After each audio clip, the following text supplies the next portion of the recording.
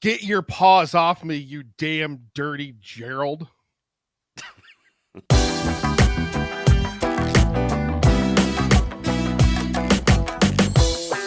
Ladies and gentlemen, it is another brand new episode of Two Peas on a Podcast, where we review the latest and sometimes greatest movies every week. Gerald here with you, of course, and on the other side is the baboon swinging from the trees, and somehow, for some reason, he has a microphone. Nick, how are you? Here he is, baby. The beast of the jungle. How you doing, baby? I thought Dan was the beast of the jungle. I guess we can both be. Yeah, we need to. What's going on? How you doing? I'm good, man. I'm good. We went back in time to 2011 this week because we're going to be doing one of our retro roulette reviews. We spun the wheel last week, and it landed on my boy Nick over there. I'm so unlucky on the wheel, but he got another pick this week. And since Tommy Wiseau's filmography is complete, with the exception of Big Shark, he decided to throw Rise of the Planet of the Apes, which is the first in the reboot franchise. I'm telling you, if you want to keep being wise about it, like there's a whole Neil Breen filmography we haven't even touched on the show yet that I would be more than happy to dive right into, baby. I mean it. Like, wow. Well, lucky for me, you chose Rise of the Planet of the Apes this week. I figured I wanted to do something to start wetting the palate of the audience for the summer. We've got Furiosa. Yeah. We've got a Planet of the Apes movie coming both in May. So I was really, really excited to kind of, get the cogs turning with what's to come. So yeah, I appreciate you doing it. And actually, I wanted to rewatch the 3 films leading up to Kingdom. So you've already jump-started that. I wanted to watch Dawn right after this, but I was like, I forced myself not to because I didn't want it to bleed into my opinion of this film because this is the first time I've seen this movie in probably like 10 years. So like rewatching it, I wanted it to be fresh. I didn't want to have other future things that happen in the series to kind of bleed into this review. So I've only seen this one on a rewatch thus far, but I do plan to watch the other 2 before Kingdom comes out as well. And if you're feeling it, maybe we could throw something up on Patreon before the release of Kingdom for those other 2 films. I just rewatched like the rest, the entire trilogy not long ago. Like I rewatched Rise again, obviously for this, but I just rewatched all of them. Like I rewatched War like 3 weeks ago. I hadn't seen War since it first came out. So I really wanted to revisit the entire trilogy. I really, really, really love this trilogy. I've made no secret of that fact.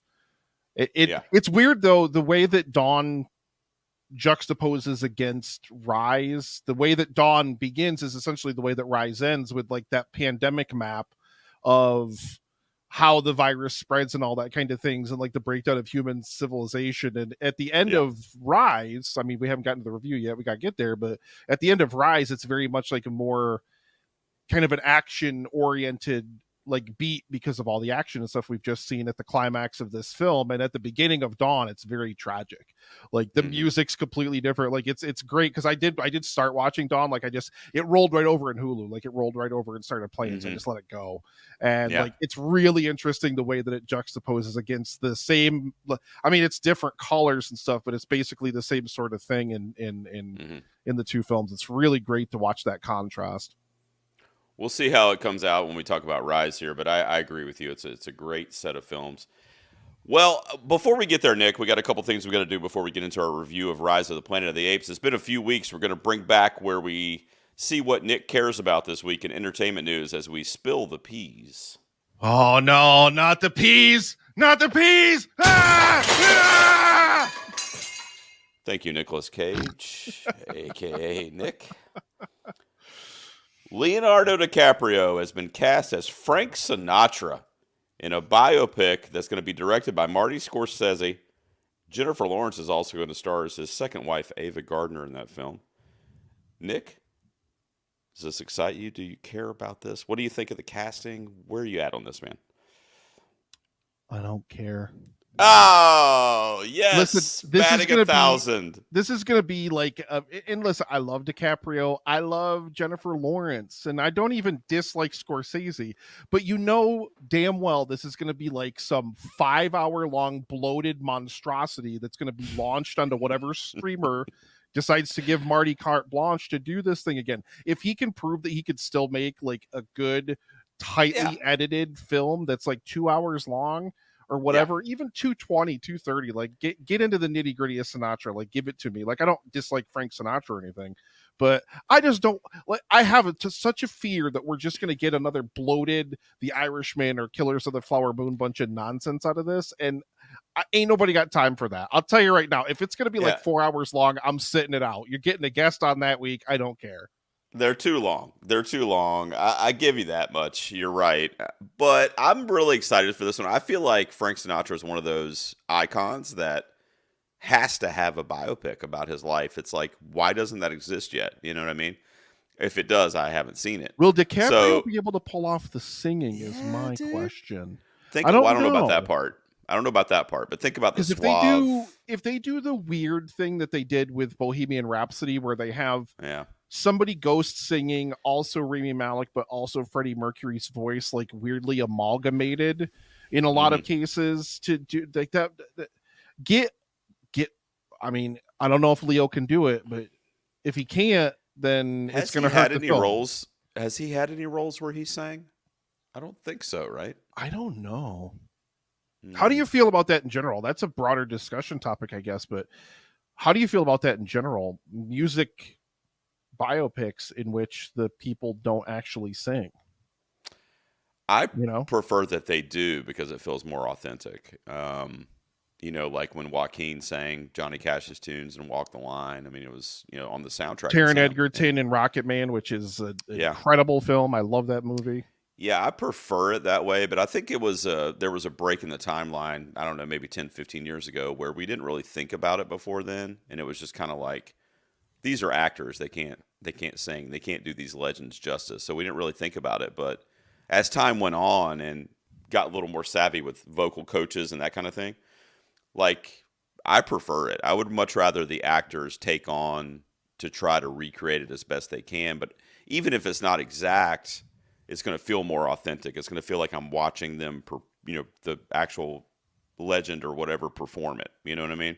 I think it's an authenticity sort of thing in terms of, if I hear, like, Bohemian Rhapsody is a great example of this because I hated that movie so much, and it was just fine for me. With Rami Malek opening his mouth and Freddie Mercury's voice coming out of it, it immediately pulled me out of it. Right.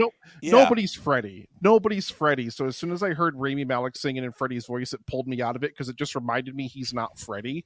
You know what's funny about you mentioning that is that me and my son and my family, for movie night this past weekend, we just watched One Love, which is the Bob Marley biopic that came out earlier this year.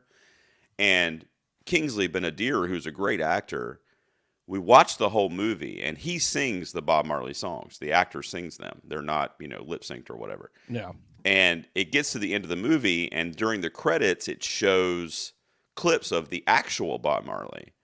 And it shows him, like, performing and interviews that he did and stuff like that. And my son, who didn't really have a lot of Bob Marley knowledge other than just knowing he existed, was like, oh, that's what he sounds like that? Because, like, it didn't really sound like the performances that we got in the movie, but I'm okay with that because it just felt more real and, like, in the moment. You know what I mean? Yeah. It feels inauthentic if you're going to have the person, if you're just going to have the artist's voice come out of them instead of it being their own voice, Yeah. I mean, I get how hard it must have been to try to find somebody who could also act and pull off Freddie Mercury, the performance, alongside Freddie Mercury, the voice. But I mean, hey, I'm not a casting director in Hollywood. Do your job. You're a P, man. You're one of the two Ps. All right, let's see about this one. The Movie Critic was going to be Quentin Tarantino's 10th and final film. However, he recently announced that he is scrapping that project. The sources are saying that he won't be doing a rewrite or reviving the project, which he originally started while he was doing The Hateful Eight, and he's going to move on to something new for his final film, which means obviously we're going to have to wait X number of years to get another Tarantino film, which will be the last one, I guess. Did you know anything about the Movie Critic premise and Tarantino? Like, do you care that you have to wait another 5-10 years now to get a Tarantino film? I had to take the glasses off for this one to get serious, Oh, Gerald. wow. Oh, Because God. I don't care, and Oh, of neither course. should anyone else. Okay, and I'm going to tell you why. Okay, I'm going to tell you why. In Tarantino, I trust. I Glasses love off. Tarantino. He's done so many amazing, incredible. Don't you dare put your glasses on. Get those off. Well, you took yours off. Go ahead. Like I love Tarantino. I trust so much in Tarantino. So if he didn't think it was good enough to make for his final film and scrapped it, then I'm all for it. Let Quentin take the time he needs to craft the film that he wants to craft. And like he's still got the pieces of the script that he did right that he can mine if there was any good stuff in there and he wants to pull it out or adapt it into whatever he's working on now. But just no, like why? I don't understand why people are so upset about this. People are like, all right, here's up the in thing. arms. I'm not quote unquote so upset, but when I initially saw it, I was upset because I don't want to wait that much longer for a Tarantino film. That's really what it's about for me. It's not necessarily what the substance of the movie was, although since you and I kind of play in the movie critic space, I was very excited for that because I had heard that it's like it was supposed to be a mix between Roger Ebert and De Niro from Taxi Driver. So it was going to be a very weird, violent, I don't know. It sounded like a strange mashup that he had going on in his mind there. And also, It's disappointing that we may never see that. You know what I mean? Like, I hate when these geniuses, and I put Tarantino in that camp, at least from filmmaking, write these things or do these projects or whatever, and then like we never see them, or like 50 years from now it'll come out of the vault or like whatever. So that I mean, I'm not going to use the word upset that you said, but I mean, I'm just disappointed because now I got to wait another 5 years for whatever. Like the reactions on social media I saw to this were ridiculous. Like, honest to God, like let Quentin cook, man. Let him get in that kitchen and let him cook. Let him deliver his masterpiece to us, and we'll see what that is when it comes out. But like, I mean, people were just like going crazy. It felt like to me on social media about this. It's like, look, you don't. This is the same kind of discourse that came with like the Batgirl movie getting canceled and like all these different things.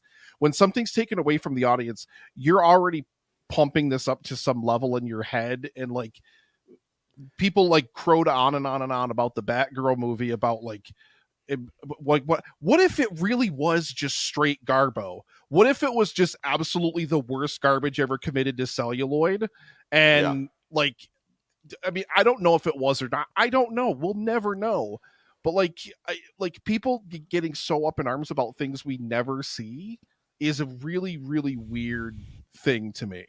Like, you don't know what it is until you can actually see it and like actively react to it. You know? I guess we're just upset the idea is kind of dead, because like I said, I don't think we'll ever see this now. Unless he sells it to somebody else or whatever. Mark my words, it will happen that someone at some point is going to watch Tarantino's last movie, whenever it is, whatever it is, and they're going to review it unfavorably, and they're going to say, I bet whatever he had written for the movie critic would have been better than this. Guaranteed it's going to happen. Just mark my words, it will happen. Without a doubt. That might be on our review. Remind me let me write that. You'll do it to me just to piss me off. I know you will. All right, last one. It actually happened today as we're recording, and I actually just did a trailer reaction before I got on the mic with you. I haven't even put it on YouTube yet.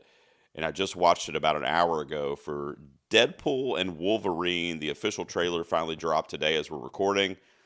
Nick, you said you had a chance to watch it. I got my trailer reactions going to be out there, but because I know you don't watch those. So let's talk about it real quick. What did you think of that trailer? Okay, I guess I should start everything and spill the peas with, do you care? And what is your level of care for this?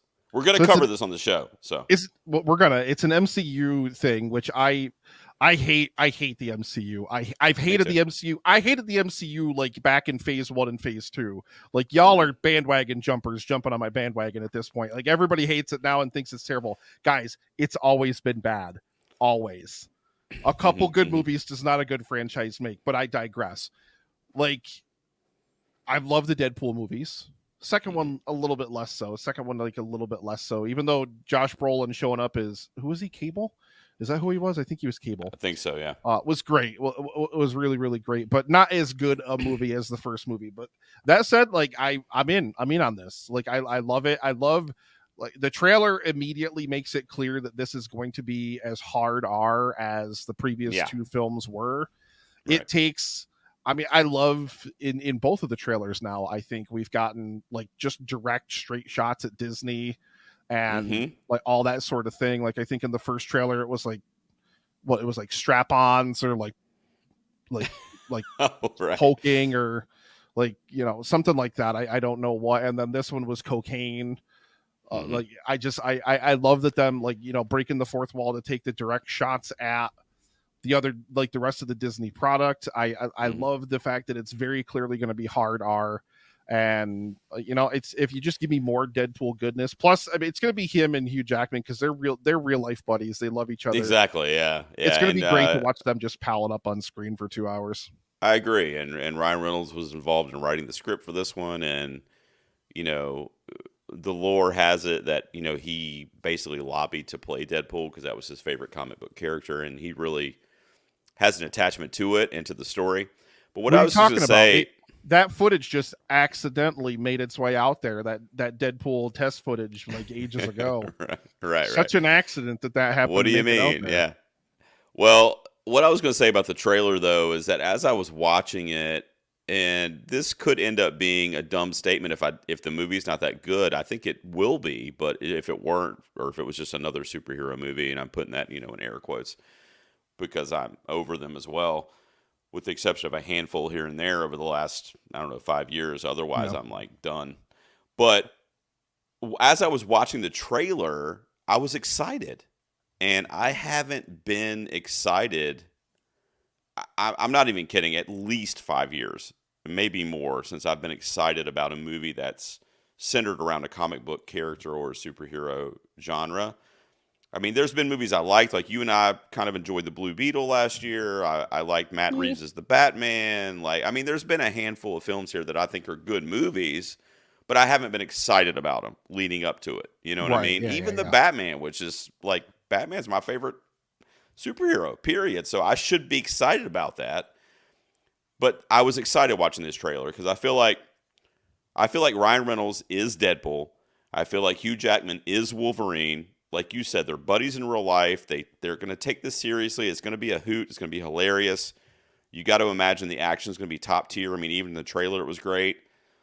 The callbacks, the Easter eggs were awesome. So I think, you know, for somebody that's kind of been a naysayer and the fatigue is like deep in me, really since Infinity War Endgame. I mean, if this wasn't a Deadpool movie, I would not be even bothering. Yeah. Like the only reason I'm bothering is because this is clearly it's a Deadpool movie. Like very clearly, and like I said, it's very clear that they're making a Deadpool movie first, at least from first glance.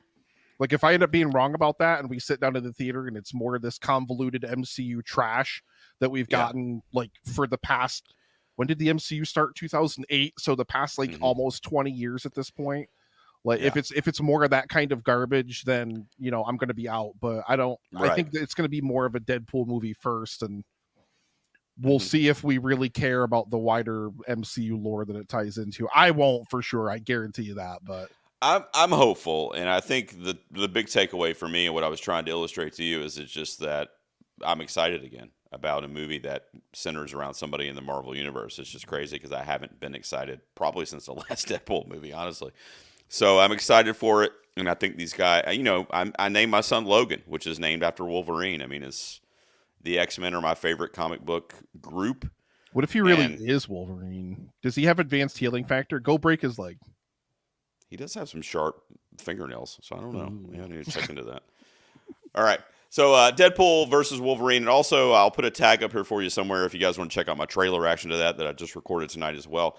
So Nick, thanks for telling me what you did not care about this week, even though I kind of made you take the glasses off for one of the three pieces of news, and the only one I cared about was the Marvel one. That's you had to cull through Hollywood news like so perfectly. For don't get them off. You can't. It ruins the dynamic of the show.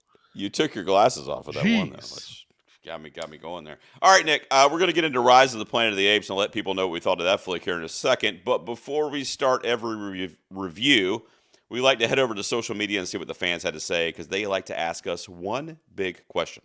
You've got to ask yourself a question. I have a lot of questions. Number one, how dare you? Kelly Kapoor, do you have a question for us? I think there's a couple good questions that we have rocking and rolling in here, Gerald. I'm going to throw you one here really quick from our buddy Julio of the Contralians. Love you, Julio. If from who? Curing the Contralians, the Contralians, we're leaving it in. If curing Alzheimer's meant you had to make apes super smart and treat them like equals, would you do it? Yes. But like ALZ 113 doesn't kill humans, but it just makes apes super smart and cures Alzheimer's. That's all good.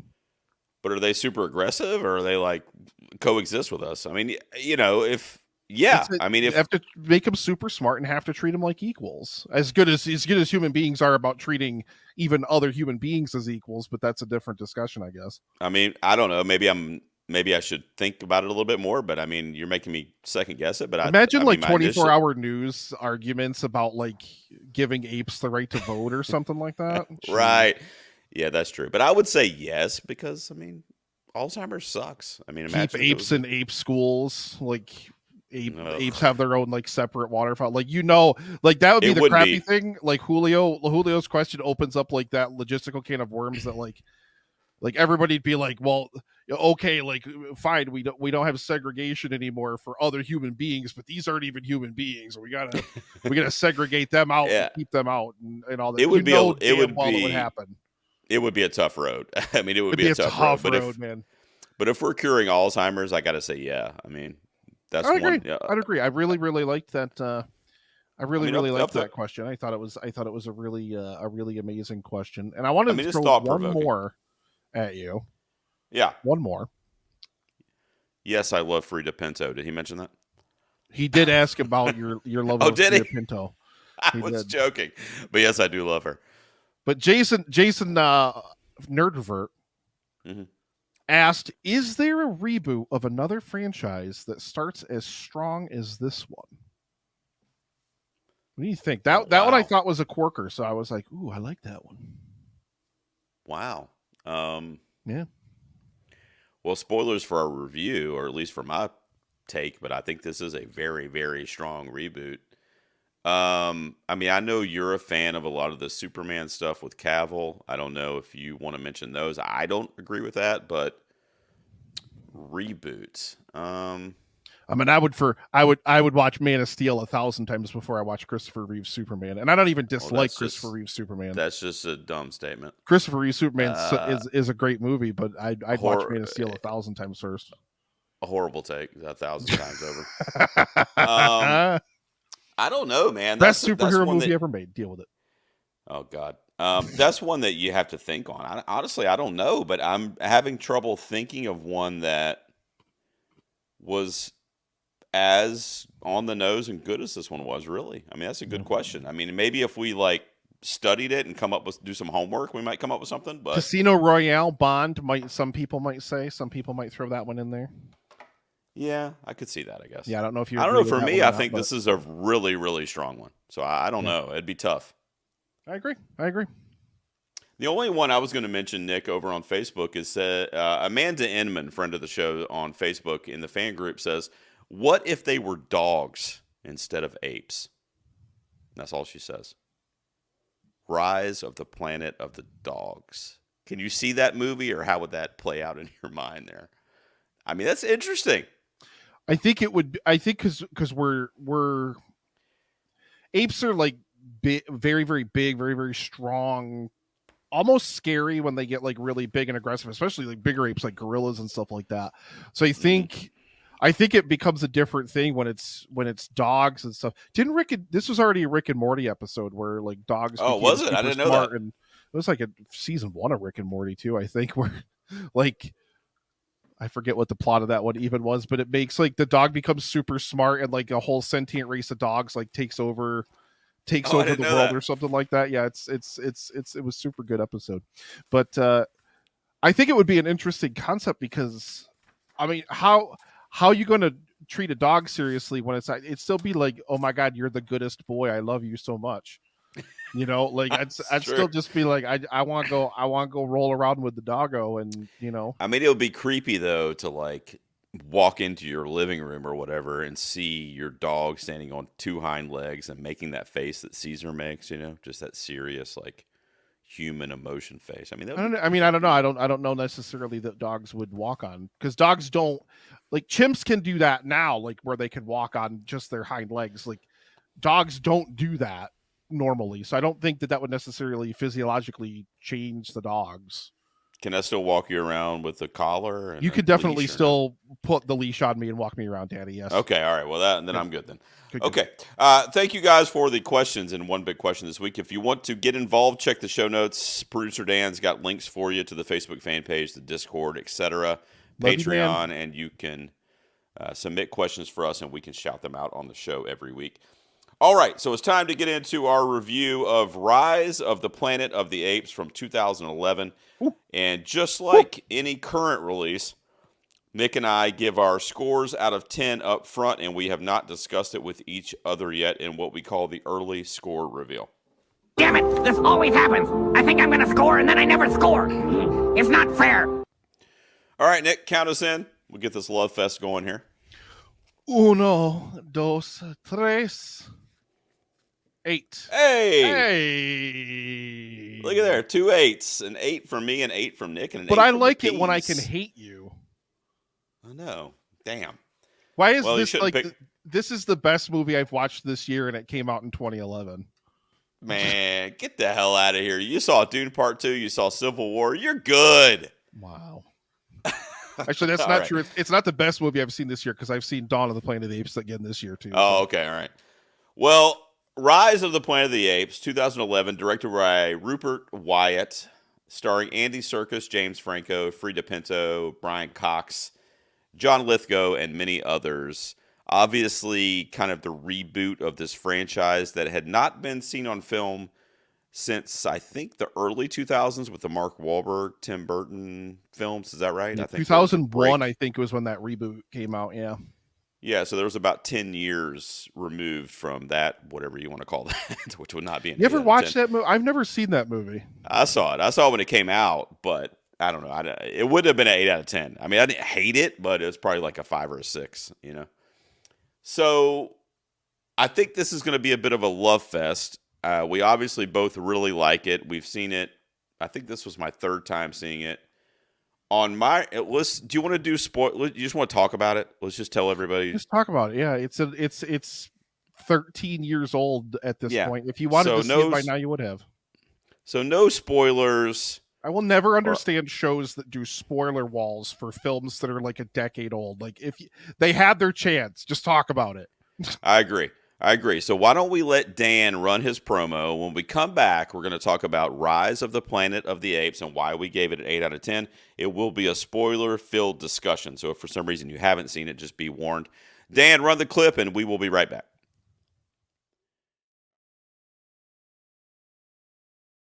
3, 2, welcome back. The two Ps are here to discuss Rise of the Planet of the Apes from 2011. It will be spoiler-filled, as I said pre-break.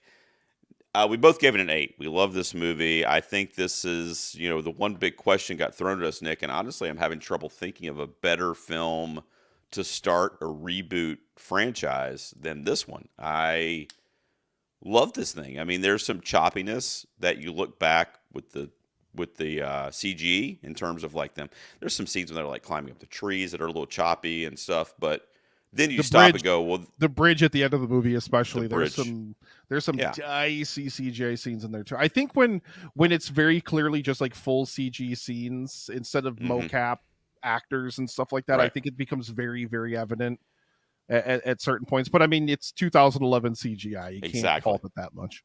Exactly. And you kind of think of that. And then when I think ahead to the other films that have come out, and of course we haven't gotten Kingdom quite yet, but even the trailers to that look phenomenal.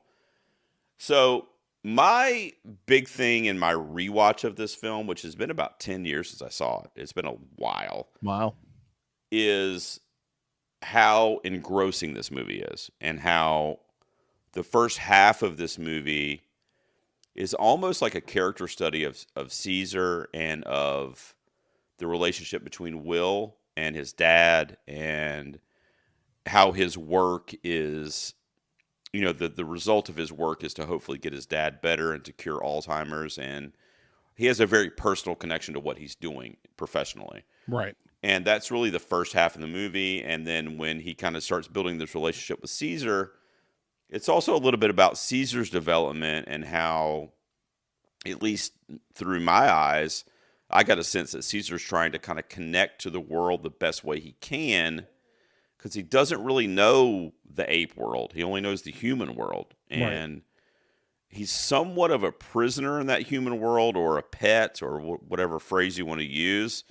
And he sees these kids playing on the street by his house, and he uses that as something he goes to every day to kind of like watch that, and wants to be a part of that. Yeah. And it kind of projects that internally. And then when he gets out to the redwoods and he gets to play, it's like when you take your kids to the playground, and it's the same kind of shit, and they're just exploring.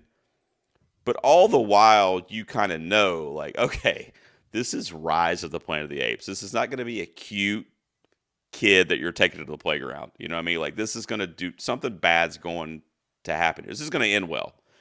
So I really like that kind of brooding tension over this kind of familial, fun vibe that we got in that first half or so.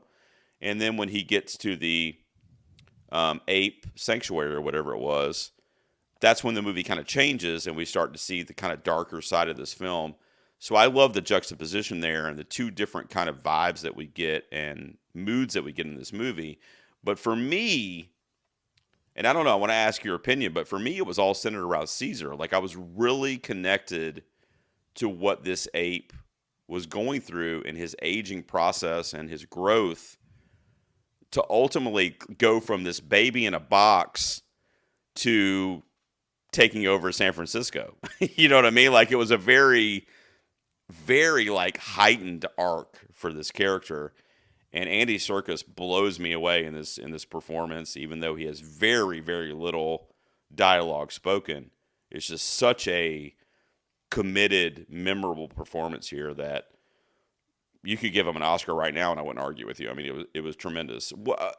Because Caesar's the central focus for me. I'm curious where you kind of when you rewatch this movie, what you kind of think.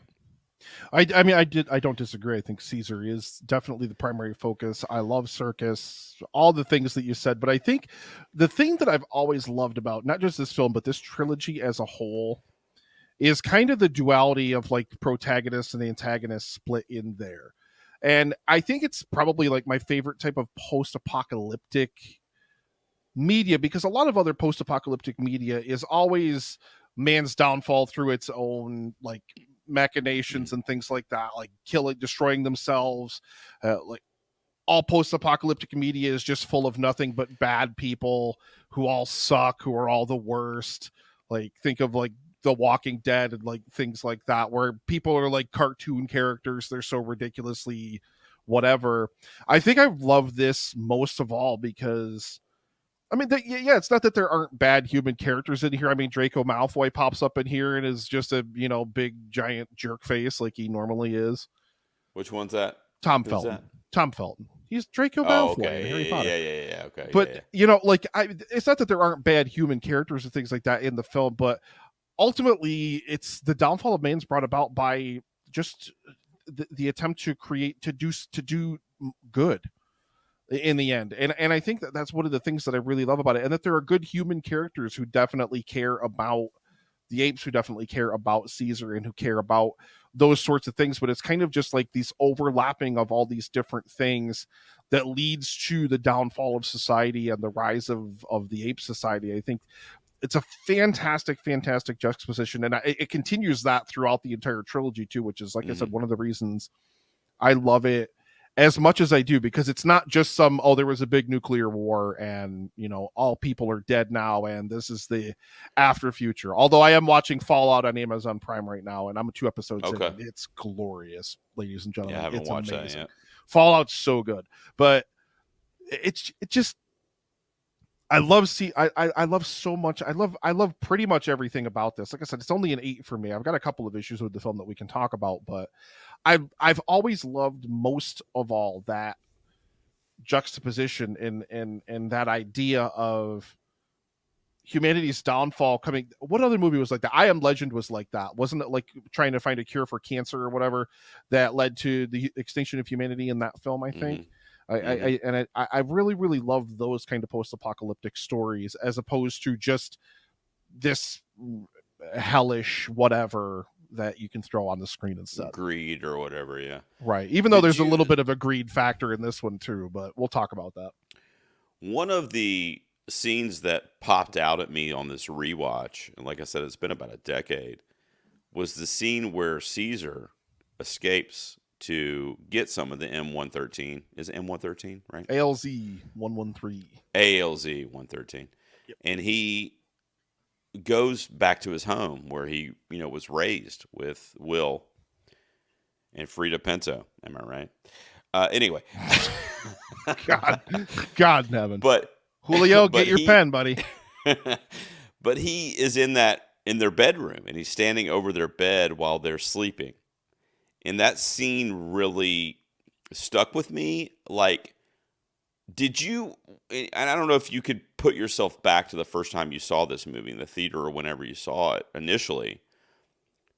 Did you ever think that Caesar would hurt Will?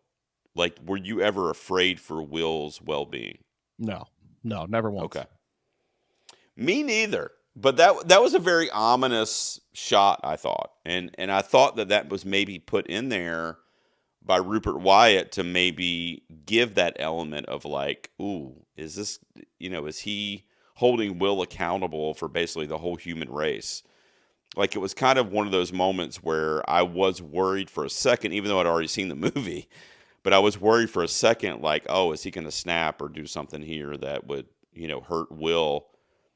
But I don't know. I there were times when, on the rewatch at least, because frankly, I can't remember the first time I saw it, but there were times on the rewatch where I did find myself kind of questioning that relationship between Will and Caesar, where I didn't know if that bond was strong enough, and especially when Will goes to get him and he pays the money to get him out or whatever, and Caesar willingly or voluntarily decides to stay there and closes the gate, which was hugely symbolic for the other apes there. And I don't think the uprising would have been as, dramatic had he not done that, because they were really there for Caesar after that, because they're like, oh, well, he could have left us and he stayed here with us. Yeah. So I think it was a very impactful scene. But I don't know. On this rewatch, I just kind of felt myself second guessing, like, Caesar's ability to take out his frustrations on Will. I don't know. Do you get what I'm saying there? Like, that fear kind of existed for me a little bit. And I can't remember initially if I had that or not. I don't think I ever had that at any point during the running of the film. I think that Caesar sees the way that apes are treated in other scenarios and other situations by humans. And I think that that's what ultimately spurred Caesar to make the decision to stay at the sanctuary versus stay at the sanctuary. That how many apes does this sanctuary have? One of my favorite things to look at in this sequence is like when all the apes bust out of the sanctuary and you just get those like overhead shots of like hundreds of apes running around the mountains. Yeah. How big is this ape sanctuary? Like, what are you? I know. Well, they went to the zoo and they busted some out of the zoo. It wouldn't look nearly as cool if you only had no, because that's before the zoo. That's before anything. That's just the sanctuary apes. Right. That's just the sanctuary apes, and then like literally, it wouldn't look as cool if it was a shot of like a couple dozen. So it's got to be a shot from overhead of like hundreds of them. But I'm looking at it and I'm like, how big is this sanctuary? Yeah. No, you never see that many apes at any point before that ever. Not even close. Dude, do you get chills with the Andy Serkis kind of like stare down, or is that just me? It's glorious. That is intense, dude. Yeah. Like when he stares down the dude that he brings his buddies down there, have a couple beers, and they're toying with the apes or whatever. He's trying to showboat, and that's when Andy Serkis or when Caesar gets the blade to break out, right? And he pulls that guy in by his shirt, and then he's just staring him down. Dude, I got chills watching that. Like, it's just such a menacing, yet it's weird because it's like a menacing, but also kind of like inspiring performance where you're like, yeah, dude, like, let's break free. Let's get the fuck out of here. We don't deserve to be locked down like this. But also, I'm kind of scared. I'm kind of afraid of you. I don't want you to come at me because I'm human. You know what I mean? So it's like everybody's talked about it a million times since all these movies have come out, even back to Lord of the Rings with him playing Gollum, how investing those performances are, regardless of the fact that they're motion capture, they're CGI. That's still circus. Like, you can watch the behind the scenes stuff and you can see that's him. They're just translating that onto screen from what it was in the mocap performance, and it's phenomenal. That's just how good circus is. That's just how phenomenal a performer circus is, bar none, like, full stop. I agree. Are you for or against, or what do you think of like motion capture performances being eligible for Oscars? Because that came up a lot in our One Big Question about. I mean, you mentioned Gollum, but obviously Caesar too. But I mean, Andy Serkis is probably the like poster boy for that. What do you think? Here's the problem: are they prolific enough to have their own category? I don't think so. Because you would have a few nominees every year, and that's pretty much it for mocap performances. Now, if there was a whole like category at the Oscars for motion capture performances, you'd probably see more of them in different types of films. So I don't necessarily think they would get their own category, and I think I don't think it's something that should be lumped into a best actor sort of thing either, though, or into a performance without motion capture, because they are very, very different things. Would you be they okay are very, with very different things. I agree. Would you be okay with a motion capture voice performance category? Lumping those together? I mean, I don't. I would think that would probably be the only. Like, the best variety performance, or best performance voice or motion capture or whatever, like something like that, where it would factor in something like that. I don't think you should put them into the same acting categories that we have now, but I don't think mocap, like, performance on its own, I don't think there's a category for that, because how many films a year really feature it, and feature it well enough that they should be nominated for an Oscar? I get it. Yeah, I agree. I think voice. I like your idea. Performance is a little more broad. Like, there's a lot of those every year. Voice performance. You could even, if you wanted to, you could throw singing performance in there for people who love musicals. Yeah, I mean, we're still trying to get the Academy to do a stunt category, so we'll wait. We'll wait on that. But what did they just add? Casting.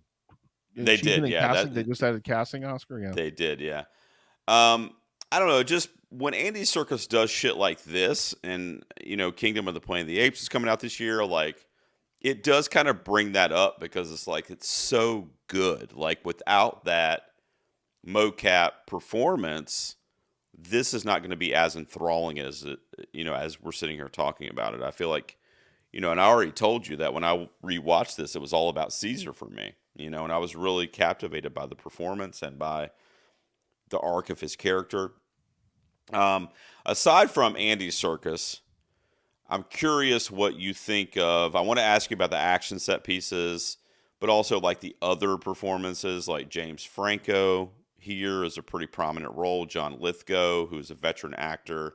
I love Frida Pinto, and she gets a pretty big role here. What did you think of the supporting roles, or were they all just kind of there and it was about the apes for you? I think Frida Pinto's character is largely useless. As much as I do love her too, but she's pretty pointless to the plot. She serves no purpose whatsoever. I mean, it's a shame, because if you take her out of the movie, there's no female lead in the movie whatsoever. There's no female performance whatsoever. And so we could talk off camera about it almost feels Jesus God. It almost, and I hate to say it this way, but it almost feels like that's the only reason that role is in the film, to have a female role. because the film doesn't need it, and it like that's it should be a better written role. It should be he's already got the human role. connection. He's already got the human connection with his dad, right, and the emotional piece. So you're right. I mean, we don't really need a relationship for him. Caesar's more emotional connection is to his dad and not Will necessarily.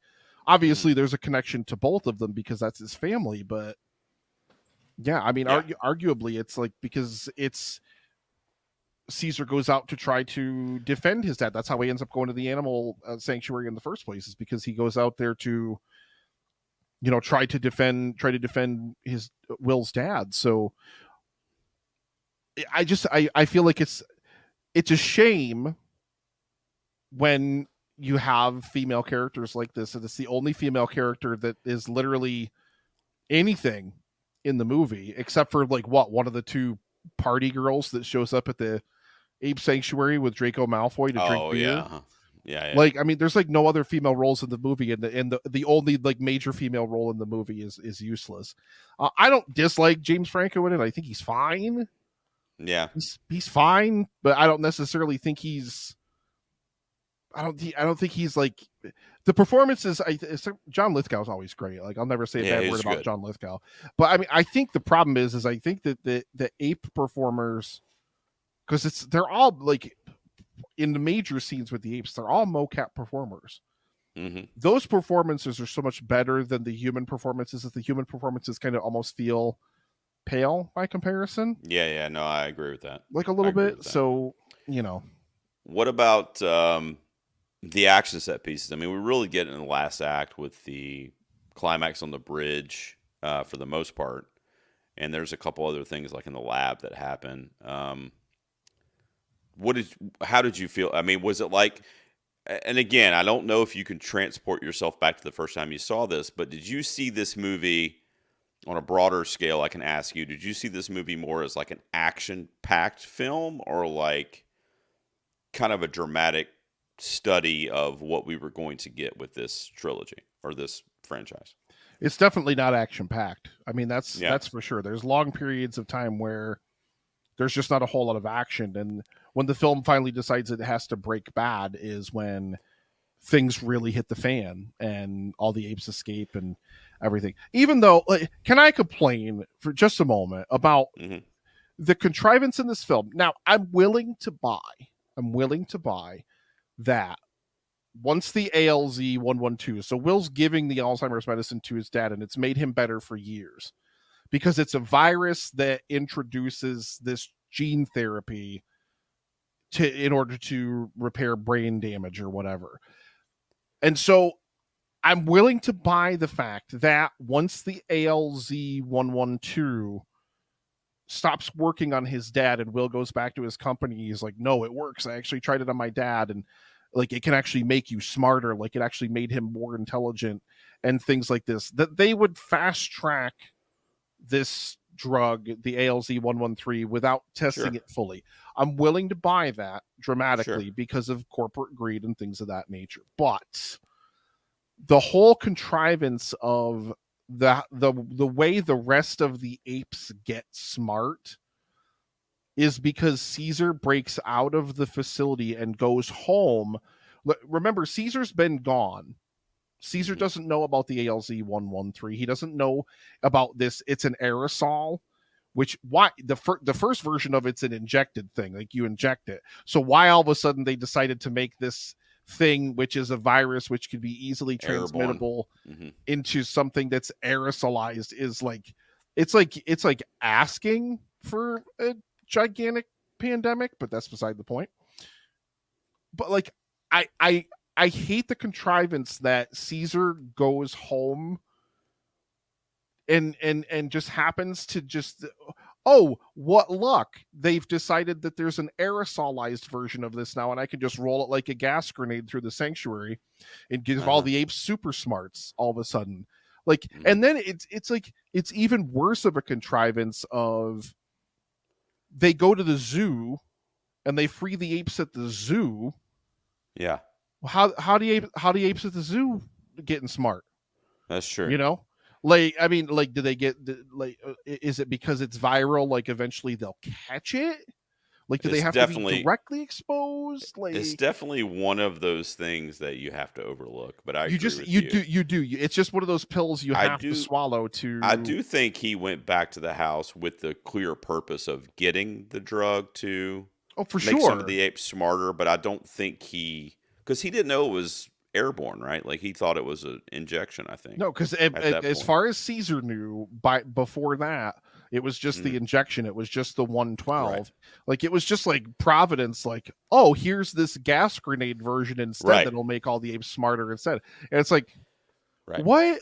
Like, I mean, like I would have. It would have been an easier logic pill for me to swallow if it was just still the 112, or if it was still an injected kind of thing, but the apes could just like drink it and it may whatever. Yeah. I'm gonna buy anything more than I'm gonna buy just the contrivance of Caesar showing up at the house. Yeah, I think it was handy smart ape gas. Ooh. I think it was a quick way to get them all smart. It was just a quick contrivance. I hear what you're saying. It's the same thing. Like a little bit. It's just I agree. It's the same thing. Like when he gave his dad the initial dose, and then like the next morning he was smart. I was like, it worked that quickly. Yeah, like overnight. Like overnight. Jesus. I feel like it would take a few doses, but whatever. Yeah. How about that neighbor though? The poor next door neighbor that kept getting that dude. Then can't catch a break, man. And then the end of the movie, I guess he's fucked. He's patient zero, but well, no, he's like patient one because patient zero is the dude from the lab. Yeah, but yeah, he's the one that. Although, like, come on, I mean, seriously, like, we all know how viruses and stuff like that work. Like, it wasn't just because of that one dude. Like, that virus would already have been spreading around the world from the moment that dude was showing those symptoms. Like, he's not just going to not have a contact with literally anybody else. Like, he's going to go to the store to buy medicine. He's going to do whatever else. Yeah. Even the lady that went into his, apartment and found him. I mean, yeah. I mean, I guess that's, because you're going to have those leaps in logic, like we were talking about with the gas emittance or whatever, but like also with the human side of it too, and how quickly that virus spread to kind of catapult us into this Planet of the Apes, story. So you just kind of have to be like, okay, well, this is science fiction. It is what it is. That already would have been entertaining. I would have bought it more if it had already been spreading around. Like if it wasn't just a really quick, like, oh, now the pilot of this plane's got it and he's at the airport and he's giving it to everybody at the airport and flying around. Like it's too contrived to think that it's just the one pilot that spread like that. It would probably already have been halfway around the West Coast and halfway around the world by that point because of his exposing to whoever else. Well, look, man, I appreciate you pitching the rewatch. It was an 8 from me, an 8 from Nick, which means an 8 from the P's. I mean, aside from a couple CGI hiccups and some of the contrivances that we talked about, it is a great, great film, and definitely an awesome introduction to a new reboot. My son, who is almost 11, saw it, and he said, quote, it's one of the best movies he's ever seen. Wow. So that speaks a lot because he's seen quite a few movies, and he was really impressed by it and was on the edge of his seat. And it still holds up today, even with the young folks, Nick. So great pitch for Rise of the Planet of the Apes. All right, Nick, any final thoughts on this thing before we tell people what we're doing next week? No, let's watch the other two and do it for patrons. We should. I'm excited to rewatch them anyway before Kingdom comes out, so I'm all about that. Next week, however, I'm going to make Nick get up and go out to the movies, and he's going to go see Zendaya in a steamy love triangle tennis thriller, which may be its own genre, I'm not sure, in a movie called Challengers, and we're going to review that. We already know Nick thinks she's a great actress from Dune Part 2. That was the only thing he really complimented about that film, was Zendaya's performance. those looks she's given Paul Atreides. Her looks had more character development than anybody else in those whole freaking movies. All right, let's not go down the Dune hole here, the wormhole. I gotta get a shot in at Dune every episode. I know. I guess that's your new thing. So we'll talk about Challengers next week, and then we have some exciting things coming on the horizon for the show. We're going to incorporate some new segments and episodes, and I'm so excited. I can't wait. We're kind of brainstorming that now, so we'll be announcing that in the next couple of weeks as well. So look forward to that. Nick, I appreciate you pitching Rise of the Planet of the Apes. I was excited to revisit this one to get us ready for Kingdom, and we'll be covering that on the show at the end of May. So, so thanks, excited man. for Kingdom. So excited. Me too, brother. Take care of yourself, Nick. You're not the boss of me. You mean, I was going to say you mean a lot to me, but you mean kind of a little bit of something to me. So I hope you take care of yourself this week. Wow. Zendaya, Challengers. Don't miss it. Playing tennis. Hey, Sporty Zendaya is one of the best Zendayas. I'm just going to tell you.